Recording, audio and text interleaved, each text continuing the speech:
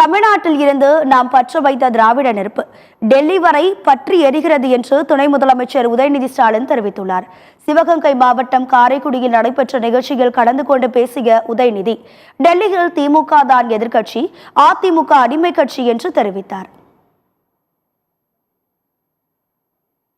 அண்ணா திராவிட முன்னேற்ற கழகம் தமிழ்நாட்டில் எதிர்கட்சி, ஆனா டெல்லியை பொறுத்த வரைக்கும் அது ஒரு அடிமை கட்சி. நாம இப்படி கொள்கையோடு செயல்பட்டு இருக்கிறோம். ஆனா ஒரு கொள்கையற்ற கூட்டமா, வன்மத்தை அவதூறுகளை பரப்புற கூட்டமா இன்னைக்கு ஒரு கூட்டம் உருவெடுத்திருக்கு. திராவிட இயக்கத்துடைய கொள்கைகளை திமுக உடைய குரல்ல இன்னைக்கு நாடு முழுவதும் பரவுறதை பார்த்துட்டு பாசிச பாஜகவுக்கும் அடிமை கூட்டத்திற்கும் இன்னைக்கு மிரண்டு போயிருக்காங்க.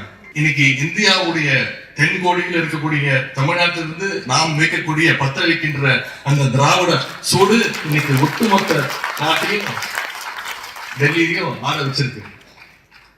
அதனாலதான் திமுகவை எப்படியாவது ஒழிக்கணும்னு ஒன்றிய பாஜக அரசு எப்படியாவது திட்டங்களை தீட்டிட்டு இருக்கு. அந்த சூழ்ச்சியில ஒரு பகுதிதான் இப்ப நடக்கின்ற SIR அப்படின்ற அந்த திட்டம்.